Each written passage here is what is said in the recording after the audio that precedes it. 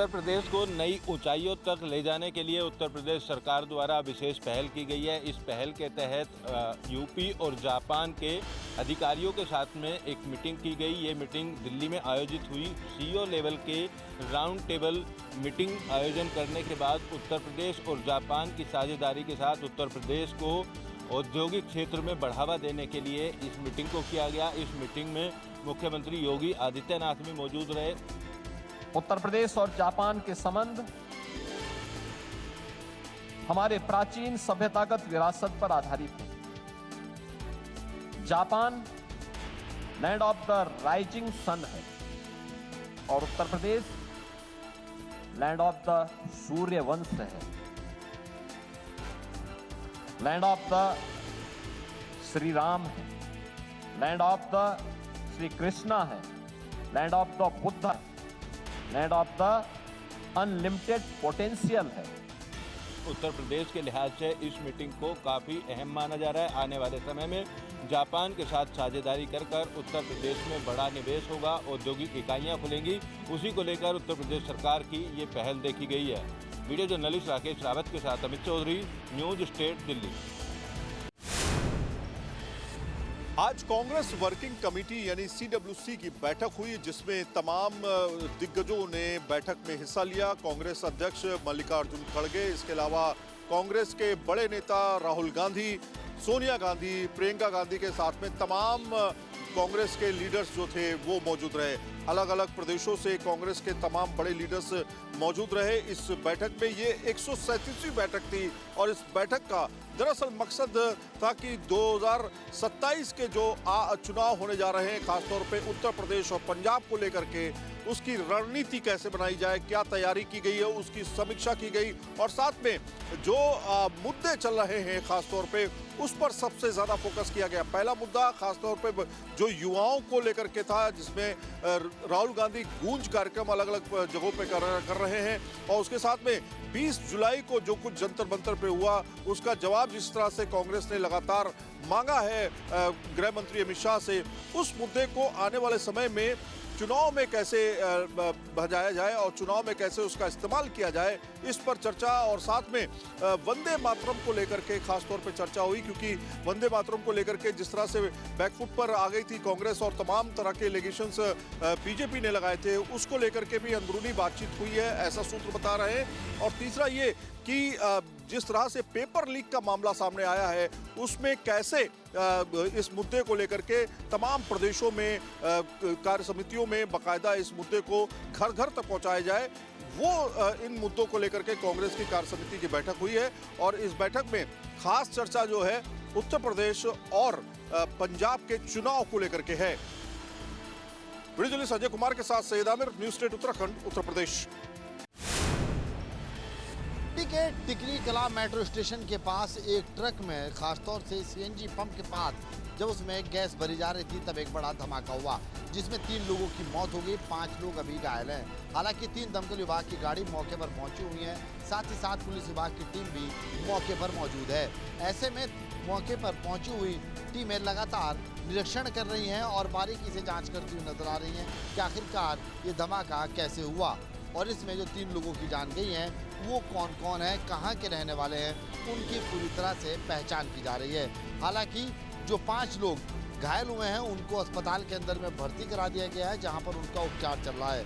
ऐसे में तमाम तरह के सवाल लगातार खड़े हो रहे हैं कि आखिरकार CNG पेट्रोल पंप के पास जब ट्रक के अंदर में CNG गैस भरी जा रही थी तब ये हादसा किस प्रकार हुआ और ये गैस सिलेंडर आखिरकार जो ट्रक के अंदर में लदे हुए थे ये कहाँ जा रहे थे, इस हादसे के पीछे की क्या वजह है, इस पर अब लगातार जांच होती हुई नजर आनी शुरू हो गई है और दिल्ली पुलिस इस पूरे मामले पर अब जांच भी कर रही है।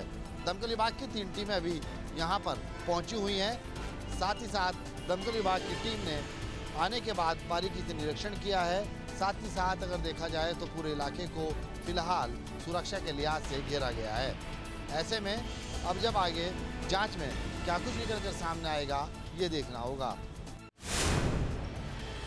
कोलकाता की न्यू मार्केट एरिया में मिर्जा गालिब स्ट्रीट पर एक होटल में भयंकर आग लग गई।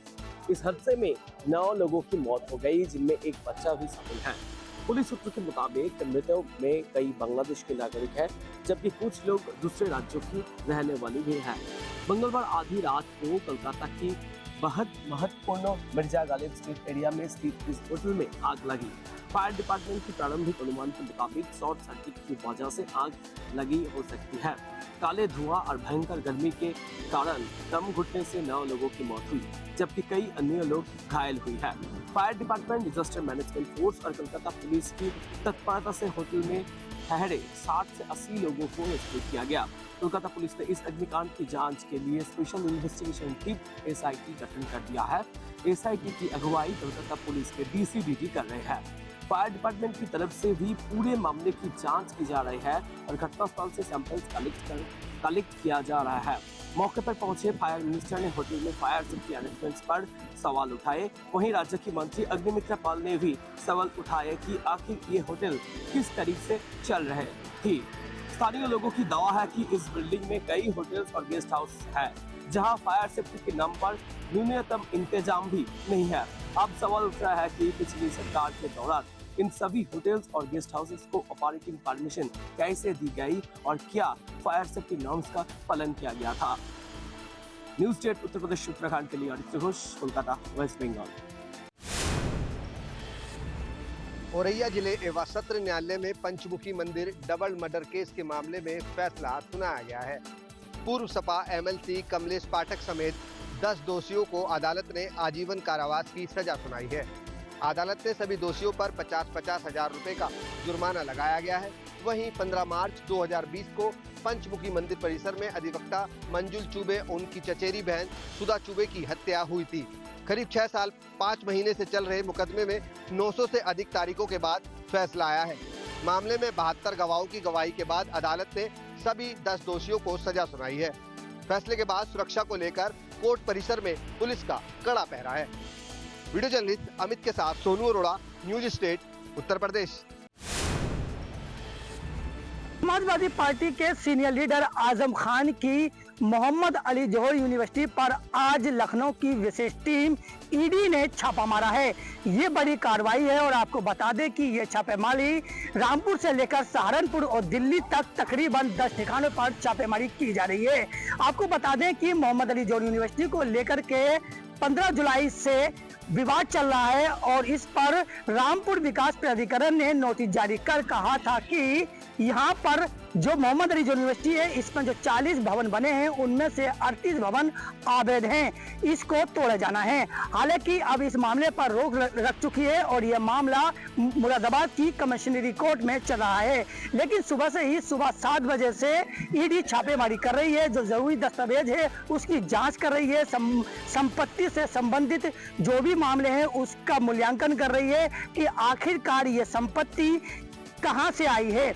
इसके साथ ही आपको बता दें कि अभी कुछ दिन पहले ED ने रामपुर की स्थानीय पुलिस से भी आजम खान का ब्यौरा मांगा था कि आजम खान का आपराधिक इतिहास क्या है, ये पूरी डिटेल मांगी थी। लगातार ED की जो निगाहें हैं वो आजम खान पर हैं और आजम खान की यूनिवर्सिटी पर हैं। और इसके साथ ही हम आपको बता दें कि अगर 11 अगस्त की बात की जाए तो 11 अगस्त को रामपुर की MP MLA कोर्ट में आजम खान की तरफ से एक याचिका भी डाली गई थी कि जो शत्रु संपत्ति से जुड़े मामले हैं उस पर एक साथ सुनवाई की जाए। हालांकि अभियोजन की तरफ से उस पर आपत्ति दर्ज की गई थी।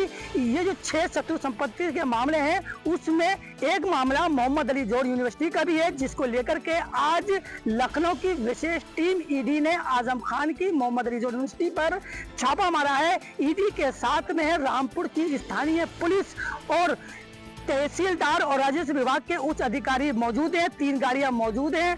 3 गाड़ियों में 15 अधिकारी यहां पर पहुंचे हैं और यह कार्रवाई मोहम्मद अली जौहर यूनिवर्सिटी पर ही नहीं बल्कि कई ठिकानों पर की जा रही है।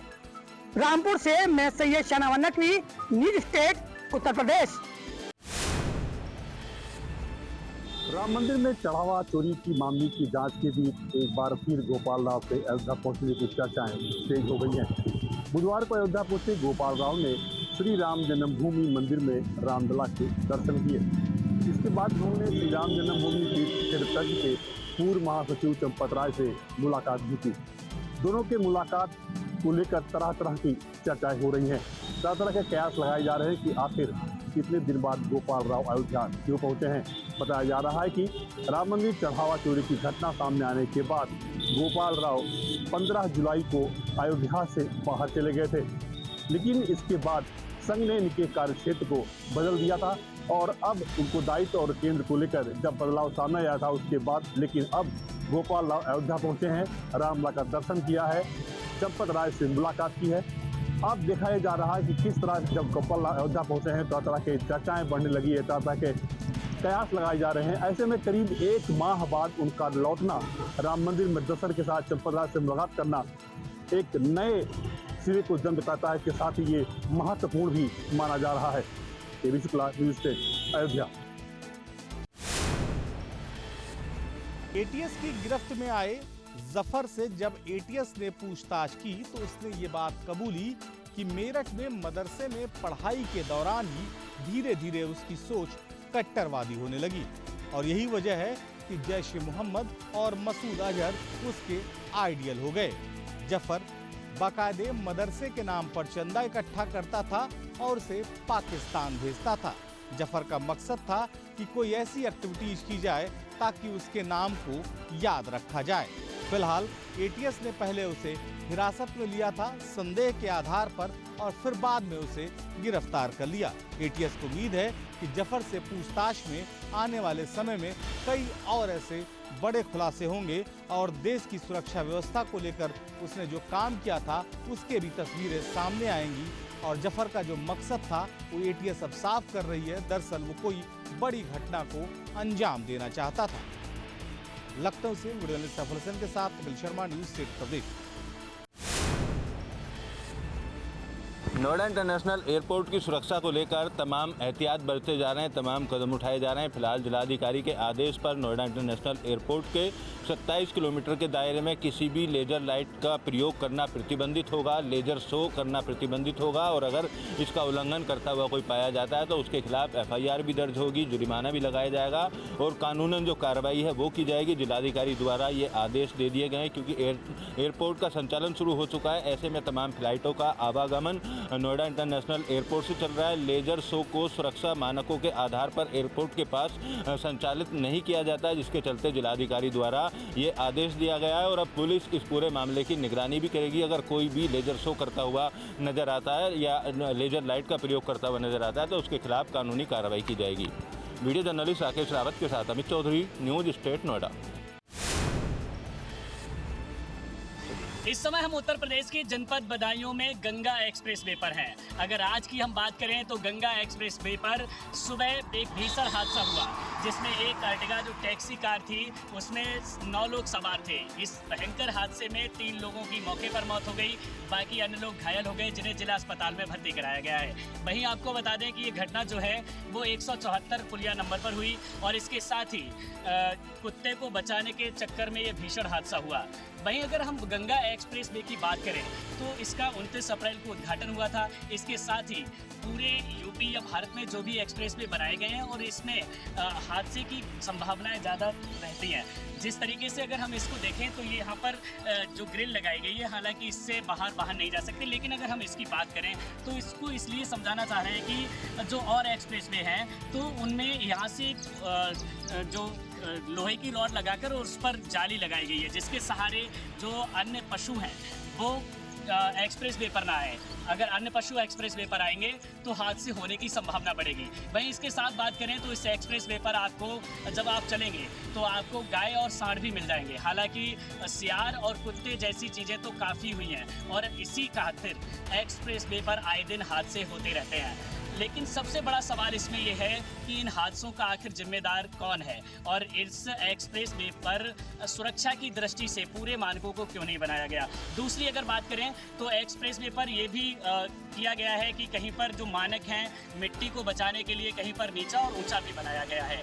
वहीं हादसे लगातार होते रहते हैं, लेकिन आज जो भीषण हादसा हुआ है इस पर प्रदेश के मुखिया योगी आदित्यनाथ ने भी संज्ञान लिया है। हालांकि प्रशासन लगातार उन जो घायल लोग हैं उनकी देखरेख कर रहा है। जो अर्टिगा कार थी वो नेपाल से चंडीगढ़ के लिए जा रही थी जो कुमरगांव थाना क्षेत्र बदायूं में पड़ता है, वहां पर ये हादसा हुआ है। न्यूज़ स्टेट के लिए बदायूं से मैं ओमेश सिंह राठौर।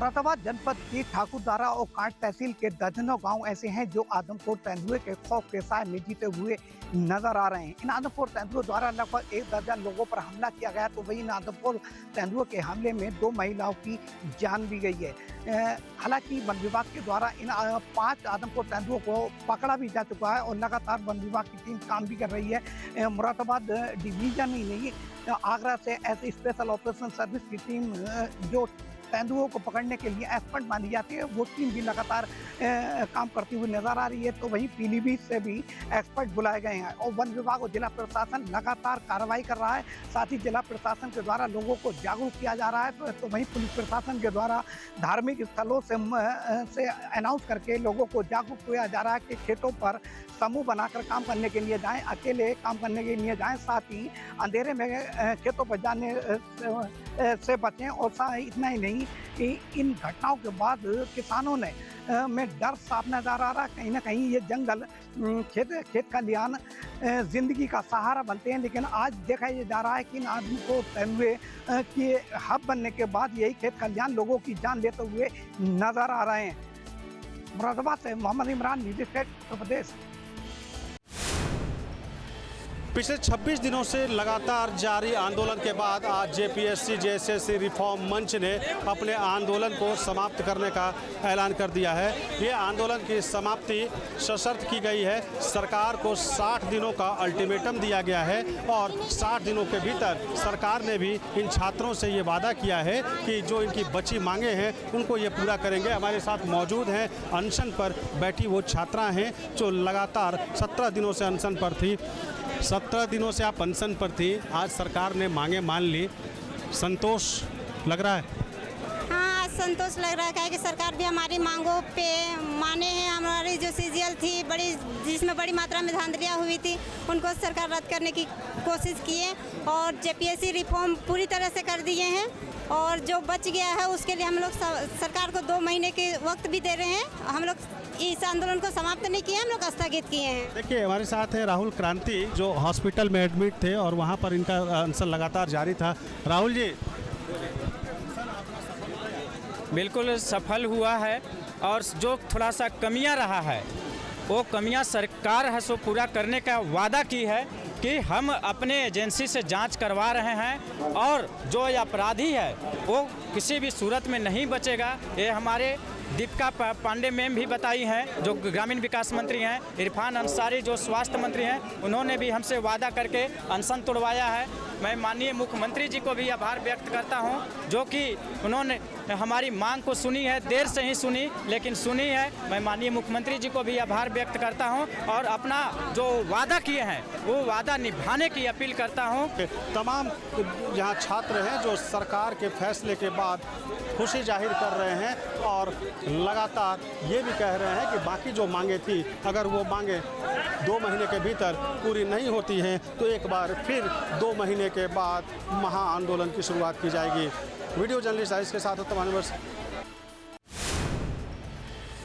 सरकार की ओर से कहा गया है कि अगर टैक्सी ड्राइवर ने मराठी नहीं सीखी या मुजोरी बना किया तो उनके ऊपर अभी कड़ी कार्रवाई की जाएगी। उनका परमिट, उनका लाइसेंस और उनकी गाड़ी का परमिट वही रद्द किया जाएगा। ऐसा इशारा जो खुद परिवहन मंत्री है प्रताप सरनाईक, उन्होंने आज प्रेस कॉन्फ्रेंस लेके बयान दिया है। दूसरी तरफ जो ट्रांसपोर्ट डिपार्टमेंट है उनकी ओर से एक समिति गठित की है, एक एसआईटी का स्थापित किया है जिसमें कहा गया है कि जो उसमें फ्रॉड जो परमिट लाइसेंस है या ऑटो रिक्शे के जो लाइसेंस है उसकी ही जांच आप आरटीओ की तरफ से की जाने वाली है। और दूसरी तरफ अगर मराठी भाषा को लेकर कोई विवाद निर्माण होता है या जो टैक्सी ड्राइवर कहता है कि मैं मराठी नहीं सीख पाऊंगा या मराठी नहीं सीखने वाला, तो उनके ऊपर अभी कड़ी कार्रवाई होने वाली है। और दूसरी तरफ जो आरटीओ के अधिकारी है, एसआईटी गठित करने के बाद 2 महीने में ये मंत्री महोदय और उसके बाद आरटीओ के जो वरिष्ठ अधिकारी है उनको ये रिपोर्ट दाखिल करने वाले हैं और इनमें कितने फ्रॉड जो लाइसेंस दिए हुए हैं या कितने फ्रॉड परमिट लाइसेंस दिए हैं इसकी जांच होने वाली है। अभी सरकार की ओर से कहा गया है कि संस्कृति और कानून का पालन करने का ये एक प्रयास है और उसको लेकर आप जो टैक्सी ड्राइवर है उन्होंने ये सरकार की बात माननी चाहिए और इसका पालन करना चाहिए। आने वाले समय में आप जो टैक्सी ड्राइवर है वो कानून का पालन करते हैं या नहीं करते, तो उनके ऊपर क्या कार्रवाई होती है वो देखना ही इतना उचित होगा। विजय कामत के साथ सुमित, मुंबई। इस वक्त हम उड़ीसा के भुवनेश्वर के राजधानी यानी भुवनेश्वर के मुख्य सड़क पर हैं। ये मेरे पीछे विधानसभा ये रास्ता जाता है और मैं इसलिए हेलमेट पहन के बैठा हूँ क्योंकि यहाँ पर पत्थरबाजी तेज हुई है। यहाँ पर देखिए ये जो प्रदर्शनकारी हैं इन्हें पुलिस पकड़ कर लेकर के जा रही है। आरोप है कि ये सारे ऑटो ड्राइवर हैं और इनकी मांग थी कि इनके साथ न्याय हो। किस लिए आपको ले जा रहे हैं, क्या मांग थी आप लोगों की? अच्छा, ये वो प्रदर्शनकारी हैं जिन्होंने पुलिस पर पत्थरबाजी की थी। साफ नजर आ रहा था कि जिस तरीके से यहाँ पर पत्थरबाजी हुई थी, इसके बाद में सारे जो आरोपी हैं, जो लोग प्रदर्शनकारी थे, उन्हें पुलिस वैन में बिठाया गया है और पुलिस वैन में बिठाकर पुलिस अब इन्हें लेकर जा रही है। इन्हें कोर्ट पर पेश किया जाएगा और इन्हें आगे ले जाया जाएगा। ये सिर्फ मेरी स्थिति नहीं बल्कि यहाँ पर कई लोग हैं, पुलिस खुद भी यहाँ पर प्रोटेक्टिव गियर्स पहनकर खड़े हैं और सैकड़ों की संख्या में यहाँ पर ऑटोज हम देख सकते हैं। क्या मांग थी आप लोगों की, क्यों ले जा रही पुलिस? सर मैं तो कुछ जानता ही नहीं, मैं तो गाड़ी खरीदे जा रहा हूँ, मैं बस उठा के ले जा कह रही कि आप लोगों ने पत्थरबाजी? नहीं हमने कर लिया। देखिए हम दिखाना चाहेंगे कि किस तरीके से पुलिस के बस में पत्थरबाजी हुई थी। पुलिस के बस का ये शीशा तोड़ दिया गया है और सिर्फ ये शीशा यहाँ नहीं बल्कि नीचे भी हम देख सकते हैं कि किस तरीके से यहाँ पर पत्थरबाजी हुई थी। ये पुलिस का वैन है जिसमें पुलिस आती है। यहाँ नीचे हम ये पत्थर देख सकते हैं, यही वो पत्थर है जिससे पत्थरबाजी हुई थी। ऐसे कांच यहाँ पर नीचे पड़े दिखाई दे सकते हैं। स्थिति यहाँ पर बहुत ज़्यादा ख़राब है और यहाँ पर हम ऑटो को भी देख सकते हैं कि किस तरीके से ये सारे जो ऑटो ड्राइवर थे, इनकी मांग थी कि इन्हें ऑनलाइन ऑटो वालों से परहेज़ था, बैर थी इनकी। और 300 से ज़्यादा ऑटो ड्राइवर्स बताए जा रहे हैं कि यहाँ पर ये रास्ता जाम कर दिया गया था और रास्ता जाम करके यहाँ पर प्रदर्शन कर रहे थे। इसने 40 लोगों को डिटेन किया है और हिरासत में लेकर गई है। उन्हें कोर्ट में पेश किया जाएगा। अटेम्प्ट टू मर्डर और किसी की अगर हत्या हो गई होगी, किसी की अगर मौत हुई होगी इस पत्थरबाजी में, तो मर्डर के चार्जेस भी लगेंगे। यानी कि गंभीर धाराओं के तहत पूरा का पूरा जो मामला है वो दर्ज किया जाएगा। कोरोना काल के बाद से ही इस तरह के रोग काफी ज्यादा बढ़ गए। कैंसर और हृदय रोग आपने देखा, कई बार ऐसा देखा गया है जिसमें एक वीडियो सामने आता है, अचानक कोई डांस करता हुआ, अचानक कोई बात करता हुआ व्यक्ति या महिला गिर जाती है, उसको हार्ट अटैक हो जाता है। हृदय रोग काफी तेजी से बढ़ा है और ये माना जाता है कि 22% टोटल जो इंश्योरेंस क्लेम है, जो मेडिकल इंश्योरेंस है, उसमें 22% क्लेम जो है इन्हीं दो रोगों पर खर्च किया जा रहा है। यही नहीं, अगर हम देखें तो बुजुर्गों में जो टोटल खर्च है खासतौर पे इलाज को लेकर के, उसमें जो खर्च बढ़ा है वो 2.7% तक बढ़ गया है। ये बताता है कि किस तरह से मेडिकल इंश्योरेंस आज के समय में काफी ज्यादा इस्तेमाल तो किया ही जा रहा है, लेकिन जो रोग है वो भी काफी तेजी से बढ़े हैं। खास तौर पर युवाओं में कैंसर और हृदय रोग की समस्याएं काफी ज्यादा तेजी से बढ़ी हैं। वीडियो जर्नलिस्ट अजय कुमार के साथ सईद आमिर हुसैन, दिल्ली।